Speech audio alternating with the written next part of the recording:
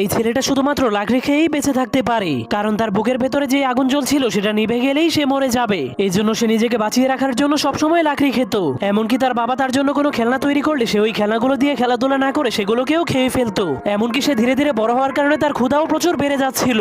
এই জন্য সে ক্ষুধা মেটানোর জন্য নিজের ঘরের ফার্নিচার এবং ঘরের চালকেও খেতে শুরু করে দেয়। কিন্তু একদিন যখন সে ঘরের পিলারকে খেতে শুরু করে তখন সেই পিলারের মধ্যে ফাটল ধরে যায়, যার কারণে পুরো ঘর ভেঙে তার উপরে পড়ে যায়। কিন্তু তার বাবা অনেক কষ্ট করে তাকে বাঁচিয়ে দেয়।